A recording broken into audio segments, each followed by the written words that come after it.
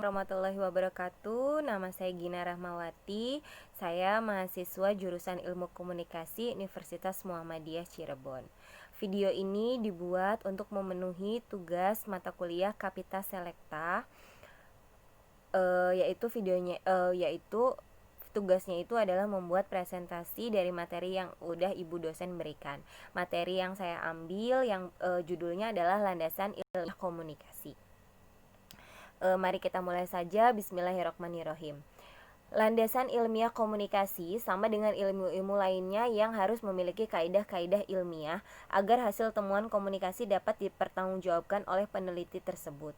Ilmu komunikasi merupakan ilmu multidisipliner sehingga dalam perkembangan ilmiahnya dipengaruhi oleh cendekiawan ilmu sosial lainnya. Penelitian ilmiah ilmu komunikasi dapat dikelompokkan dalam beberapa kategori. Namun umumnya dikenal dengan dua jenis, yaitu penelitian kuantitatif dan penelitian kualitatif. Dari kedua metode penelitian itu melahirkan banyak teori-teori dan hasil penelitian yang berguna. Penelitian kuantitatif dan kualitatif seringkali hanya dibedakan dari data yang dipergunakan. Tapi sebenarnya penelitian kuantitatif itu sendiri merupakan suatu jenjang, yakni dari penelitian yang sekedar menggunakan data kuantitatif hingga penelitian yang menggunakan kriteria kuantitatif dalam menarik kesimpulan.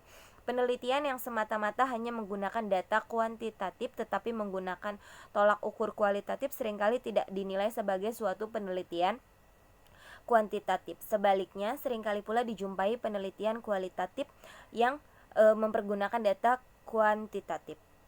Pembahasan yang ingin dibahas dalam tugas ini adalah menjelaskan bagaimana landasan ilmiah komunikasi, sedangkan tujuan yang ingin dicapai dalam tugas ini juga adalah mengetahui landasan ilmiah komunikasi. Manfaat yang didapat dari tugas ini adalah sebagai referensi dan sarana pembelajaran bagi pembaca dalam tema landasan ilmiah komunikasi. Kemudian saya lanjutkan. Bila penelitian kualitatif dan kuantitatif telah sampai pada perbedaan sebagaimana yang digambarkan oleh Breeman 1988, maka sebenarnya kedua jenis penelitian tersebut berangkat dari paradigma yang berbeda, yang masing-masing memiliki asumsi-asumsi epistemologis, ontologis, dan metodologis yang berbeda pula, bukan sekedar perbedaan dalam metode serta analisis data yang dipergunakan. Perbedaan yang menyangkut hubungan antara peneliti dengan objek yang diteliti sebagaimana tak lain merupakan perbedaan epistemologis. Sedangkan perbedaan konsepsi mengenai realitas sosial merupakan perbedaan dari segi ontologi. Kemudian perbedaan mengenai strategi penelitian ataupun lingkup dari penelitian adalah perbedaan metodologi. Karenanya, dalam kasus tersebut, penelitian kuantitatif dan kualitatif sulit untuk dilakukan sebagai suatu kombinasi. Sebagai contoh, penelitian kuantitatif yang melakukan survei dan analisis data statistik mungkin akan menilai hasil penelitian kualitatif yang dilakukan rekannya sebagai suatu hasil yang bias atau tidak objektif. Antara lain karena penelitian kualitatif tersebut ditempuh dengan menggunakan pengamatan terlibat yang sedemikian rupa sehingga si peneliti mengamati realitas sosial yang diteliti berdasarkan perspektif individu-individu yang terlihat di dalamnya.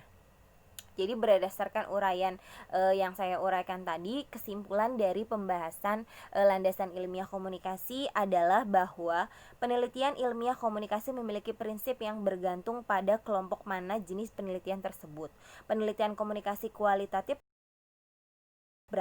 positivistik, sedangkan penelitian komunikasi kuantitatif berangkat dari paradigma positivistik. Kualitatif pendekatkan pada sisi subjektivitas peneliti namun dalam batas kaidah penelitian, dan kuantitatif lebih menekankan pada objektivitas yang dibantu dengan instrumen penelitian.